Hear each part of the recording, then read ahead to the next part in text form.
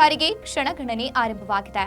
ಕಳೆದ ಅಕ್ಟೋಬರ್ನಲ್ಲಿ ನಾವು ಘೋಷಣೆ ಮಾಡಿದ್ವಿ. ಅದರಂತೆ ನಾಗಮೋಹನ್ ದಾಸ್ ಅವರನ್ನ ಒಳ ಮೀಸಲಾತಿ ಜಾರಿಗೆ ವರದಿ ಕೇಳಿದ್ದು ಇದೀಗ ಅವರು ಕೊಟ್ಟಿದ್ದಾರೆ ಎಂದು ಮಾಜಿ ಸಚಿವ ಎಚ್ ಆಂಜನೇಯ ಹೇಳಿದ್ದಾರೆ. ಕ್ಷಣಗಣನೆ ಆರಂಭ ಆಗಿದೆ. ನಾವು ಅಧಿಕಾರಕ್ಕೆ ಬಂದರೆ ಇದನ್ನು ಅನುಷ್ಠಾನ ಮಾಡಲಿಕ್ಕೆ ಕೇಂದ್ರಕ್ಕೆ ಶಿಫಾರಸು ಮಾಡ್ತೀವಿ ಅಂತ ಹೇಳಿದ್ರು. ಇರಲಿಲ್ಲ ಅಂತ ಹೇಳಿದರೆ ಅಕ್ಟೋಬರ್ 22ನೇ ತಾರೀಕು ನಾವು ತೀರ್ಮಾನ ಕೈಗೊಂಡು ಮಾಡಬೇಕು ಅಂತೇಳಿ ನವಂಬರ್ ಕೊನೆಯಲ್ಲಿ ನವಂಬರ್ ಅಥವಾ ಡಿಸೆಂಬರ್ನಲ್ಲಿ ನಾವು ನವಂಬರ್ನಲ್ಲೇ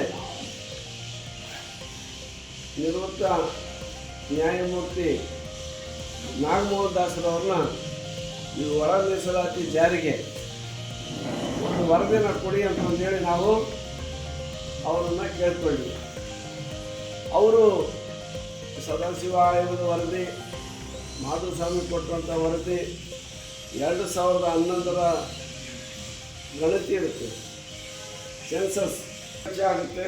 ಆದರೂ ಪರವಾಗಿಲ್ಲ, ಆ ಸಮುದಾಯಗಳಿಗೆ ಉಪಕಾರ ಮಾಡಬೇಕು, ಆ ಸಮುದಾಯಗಳಿಗೆ ಸಾಮಾಜಿಕ ನ್ಯಾಯವನ್ನು ಕೊಡಬೇಕು, ನಮ್ಮ ಭರವಸೆ ಅಂತ ಒಳ ಮೀಸಲಾತಿ ನೀಡಬೇಕು. ಚಿತ್ರದುರ್ಗದಲ್ಲಿ ಪತ್ರಿಕಾಗೋಷ್ಠಿಯಲ್ಲಿ ಮಾತನಾಡಿ ಆಗಸ್ಟ್ ತಿಂಗಳಲ್ಲಿ ಯಾವುದೇ ಕಾರಣಕ್ಕೆ ವಿಳಂಬವಾಗದೆ ಜಾರಿಯಾಗಲಿದೆ. ಆದರೆ ಕೆಲವರು ಸರ್ಕಾರ ವಿಳಂಬ ಧೋರಣೆ ಅನುಸರಿಸುತ್ತಿದೆ ಎಂದು ಆರೋಪಿಸಿದ್ದಾರೆ.